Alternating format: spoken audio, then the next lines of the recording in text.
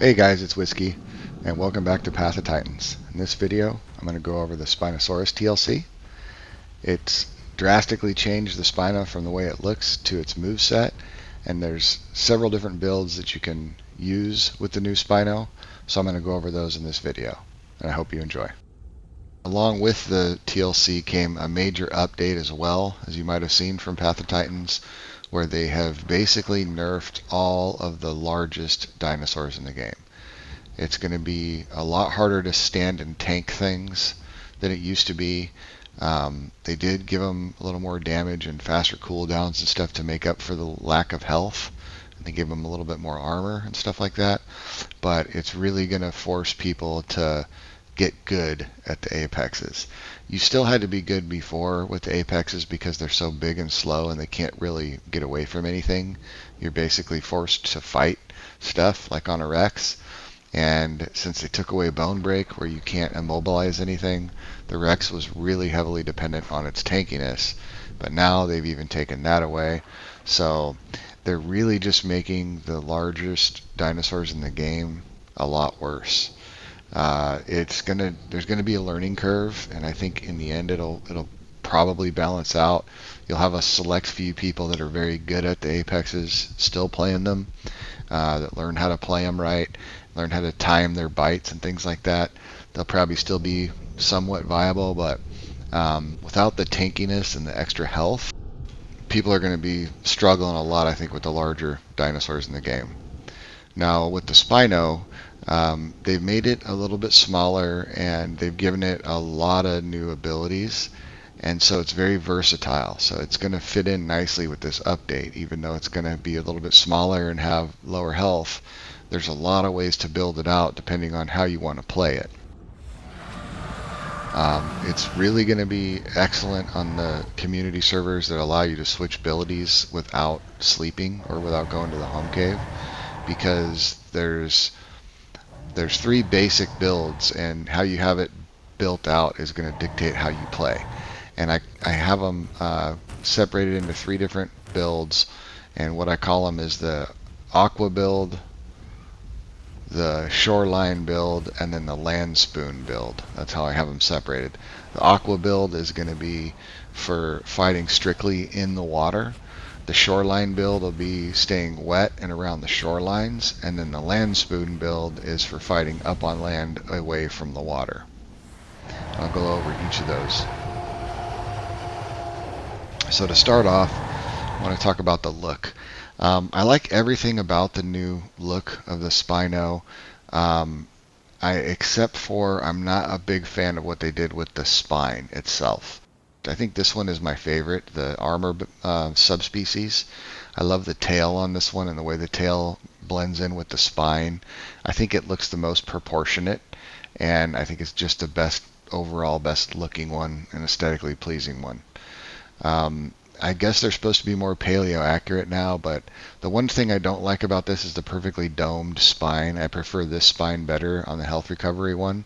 I wish I could put this spine from the health recovery one on that armor build, because on this one looks good too, but I'm not a fan of how skinny the tail is compared to the armor one. On the armor one, the tail is nice and thick and it blends in nicely with the spine, but on this one, it looks like they just took a plastic spine and glued it to the back of the spine or something. I don't know. Where the tail and the spine come together, that doesn't blend naturally, I don't think. So, but I do like the spine itself, and I do overall like the overall look of it, but I still prefer that armor one a little bit better. You also notice the crest on its head is taller. This is the swim stamina one. This is the one I like the least. It's got a huge crest on its head. I think that's way too big. And then the spine is so tall and this tail is so skinny. This one is the most disproportionate of the bunch. It just looks way out of proportion to me, and I'm not a fan of the look of this one. But in general, I do like the changes, and I think it's a better looking spoon. So let's go ahead and get into the builds. We'll start off with the one I use the most, which is the Shoreline spoon. This is more of an all-rounder. Use the regular bite for a spammable attack. along with waterborne, and that's why you're wet on land. You get extra acceleration and 10% armor based on your wetness amount, which is why you want to stay wet. Use that along with Drench Strike, a claw attack that causes medium damage and deals 65% increased damage if you're wet. Again, while you're near the shoreline, you're always staying wet with this build. Never travel too far from the water. And then I usually use solar powered so that I can get stamina recovery during the day and then even more armor at night. You can use, that one's good for most situations, but you can use Bright Sail. If you're going to be fighting anything that does status effects, Rexes, Tyrannotitans, other spoons, this one will be better because you can stack an additional 15% armor on it. But if you're going up against Dinos or Sarcos or Torbos or anything that doesn't have any status effects, then you're getting nothing out of this hide. So it's situational. I think that the solar powered one is going to be better for most situations. But if you know you're going to be fighting a lot of stuff with bleed, venom, toxin, or poison, or fracture, then the Bright Sail would definitely be the way to go. It's going to be kind of hard to predict, sometimes like what you're going to be fighting against. And if you can't switch them on the fly or lay down and switch them, then I think solar power is going to be the overall choice. And then Tide Strider is the other option that I use here because you need stamina. Most of your abilities take stamina or cost stamina, so you're going to need everything you can to get stamina back. And then I usually use Sweep, and that does high damage on land, and then it also does knockback if in the water. And even in the water, it does a lot of damage as well. So it does damage and knockback in the water. Don't sleep on the tail, guys. This Sweep attack is very deadly, and if you're hitting stuff in the head, then it's going to be doing a lot of damage. And then I think Rallying Call is a no-brainer. You get 25% extra armor with that call. So you definitely want that with this Shoreline Spoon build. So I'll show you some clips here with this build.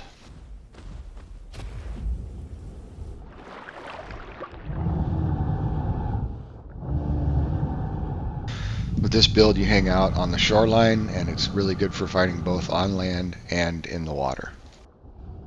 The first clip here will be in the water, and then the one following this will be an example of fighting on the land. Now, I do happen to have Undertow equipped in this one, you'll notice, but I don't really use it. You don't want to use Undertow against a Dino because that's just going to pull it in closer to you, which is what you do not want when you're fighting a Dino. You want to try to stay further away from it, actually. So I don't normally use Undertow. I was just experimenting with it, and in this case I happen to have it on.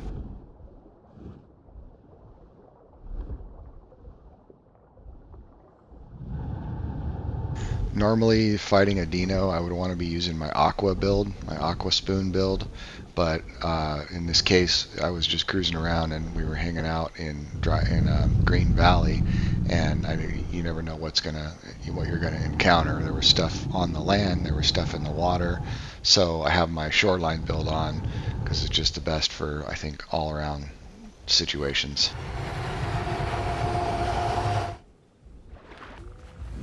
But I'll show you some Dino fights later with the full Aqua build, and it's much better to deal with Dinos, especially if you're by yourself. This is an example of the all-round build. Now, I had Undertow on here as well with the Shoreline build, and I had this on because I saw these Dilos lurking around, and I kind of thought that they were going to attack me, so I was sort of standing out here like this, trying to look like an easy target and just kind of moseying around and waiting to see if they wanted to try me. That Undertow, when you're on land, does a slam with some AoE, and it does really good damage against the smaller stuff. Although the Sweep would have been fine here as well, and I think normally I'm going to be using Sweep, but in this case I did have the Undertow slam on. But the rest of the build remains the same. I've got the drenched claw, so I'm wet, so my claws are doing a lot more damage, and then I'm getting the extra stamina recovery as well because I'm wet and I'm on land. And then I get the extra armor also, 10% armor when you're wet and you're on land with the waterborne ability.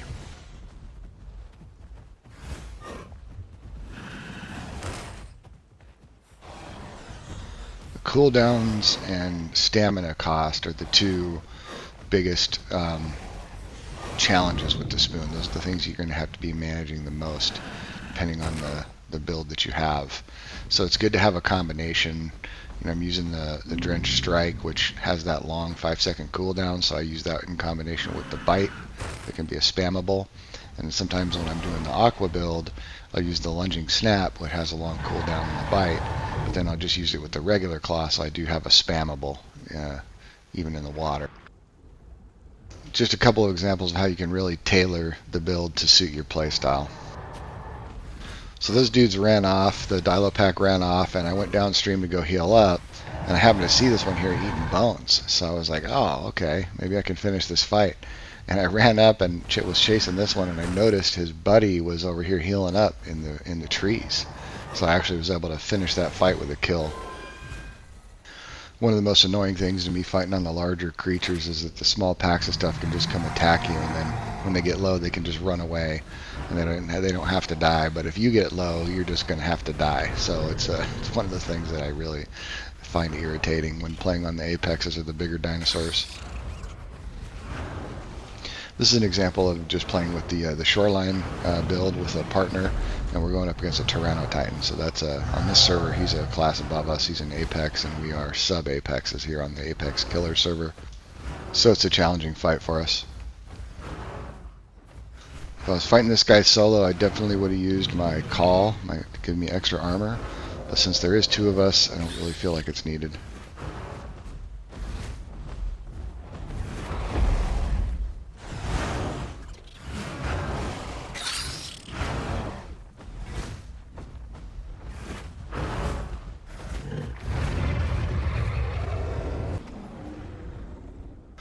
And then this is the Shoreline build against a Rex, and I'm with a partner who's using the Land Spoon build.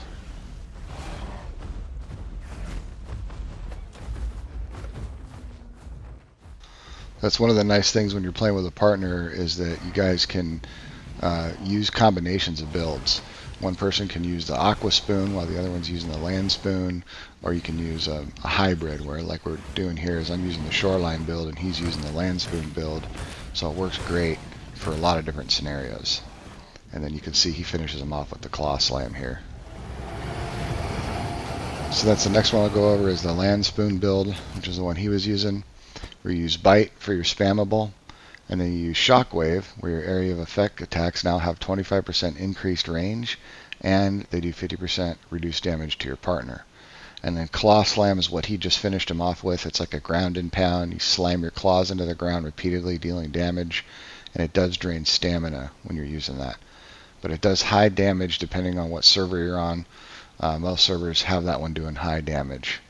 And then, of course, I usually use solar powered. It's kind of the go-to for these builds, but you can use the other one if you're going to be dealing with Spinos or that, anything with status effects. Tide Strider, of course, for the stamina, and then Undertow for the tail slam when you're on land. You can also use the tail sweep. Either one of those are good for the Land Spoon build. Just depends on what your preference is, really. I like the sweep just because it does more damage, so it does, I think, better most of the time. You can use either one. Dazing Bellows is now an option. It's the only time you would want to use Dazing Bellows is on the Land Spoon build, and it does give you the extra, the dazed status effect. But I still think armor is better if you're by yourself. If you're with a partner, then I think one uses each, so that way you have armor and you get the dazed effect. So it's nice, when you're in a pair you can use both, but if you're by yourself, I would just use the armor call. So here's an example of the Land Spoon build against a couple of Torbos that attacked us.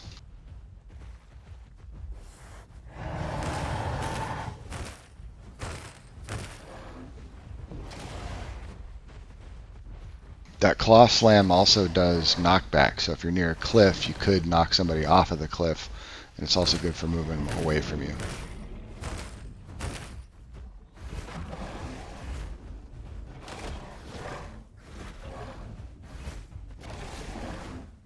And then of course the tail attack really does a lot more damage than people think, so it's a good primary weapon as well.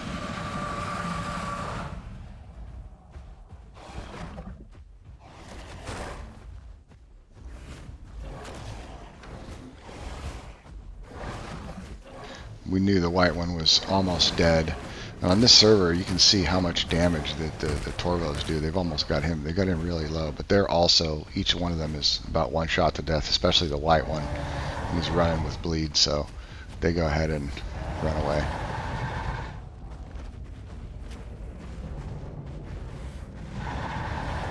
So that was the land spoon build. That's good for unique situations and one of the options out there. Next is going to be the Aqua build, and this is the one where you want to take the fights to the water. Lunging Snap gives you 35% increased damage underwater, but it does have a long cooldown, so you're going to need to be hitting and running with that one. Patient Lurking is the key to this build, gives you an additional 20% increased damage while underwater. So your damage is very high amounts of alpha damage. Underwater with the Drench Strike, of course, giving you another 65% increased damage underwater. But you can use the Claw attack for your spammable in this build. I try to just do a strictly hit and run build, so I like the Drench Strikes, and I just make sure I'm doing hitting and running. And with the Streamlined Hide, that gives you the ability to be faster than the dinos, faster than the other Spinos that don't have Streamlined, and it'll help you keep up with Suchos a little bit better as well. So you definitely want the Streamlined Hide on the Aqua build. And especially with the hit and run, you can get in and out, and then you use that with the lunge. This gives you the ability, if you get into a tight situation or you get into trouble, you can use the lunge to quickly lunge away from your opponent and then regroup to set up the next hit and run attack. And then you definitely want sweep on the tail attack because of the knockback and also the high damage. When you're hitting, especially the crocodiles, you're typically hitting them in the head, and it does high damage to their head where they take more damage, and then also you do knockback, so it makes it to where they can't really do as much damage back to you. And then the no-brainer on this one, of course, is the rallying call for the extra armor.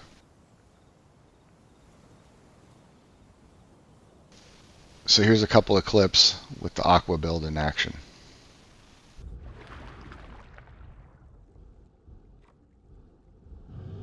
This is the KTO Dino. Of course, I lead with the lunging snap and then tail whack to get away with the lunge.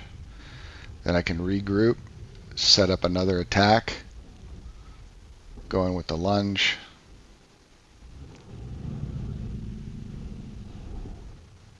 Get a claw on them.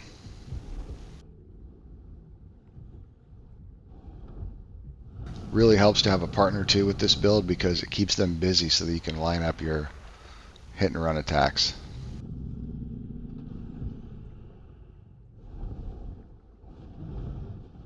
One thing that was hard to get used to was when you do that lunging snap, you can't turn. So once you hit that button, you'll be lunging in that direction. So you got to be really careful about which way you're facing.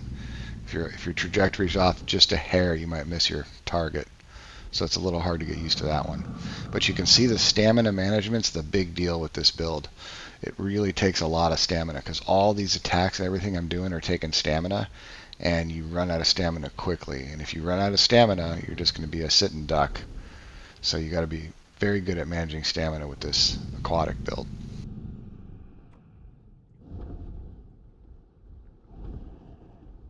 Thankfully, you typically do enough DPS to kill your enemy before you run out of stamina, but that is going to be the biggest challenge with this build is stamina management.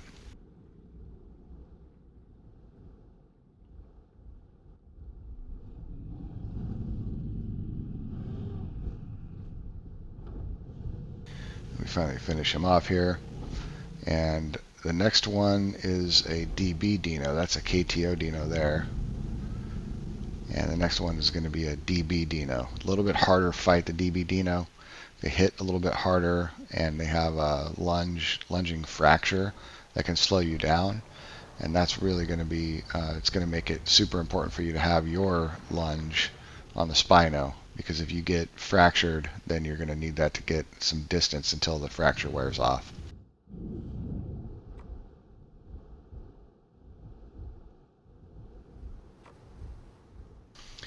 You can also use the lunging snap as a way to get away from the opponent if your lunge is on cooldown. So that's kind of a pro tip. You can use it that way as well in addition to attacking. But that's basically the aquatic spoon. And I use the Shoreline spoon mostly, but I do like the other two for certain situations. And I love using the combos when you're with a partner. That's a lot of fun. So I really am enjoying this Spino. And I really do like these changes. I think it's made the Spino much more versatile. And it'll be really interesting to see what metas come about because of all the updates and the TLC with the Spino. It'll be interesting to see what happens with all that. So let me know in the comments below, guys, what's your favorite build? Do you have something else that you think works better?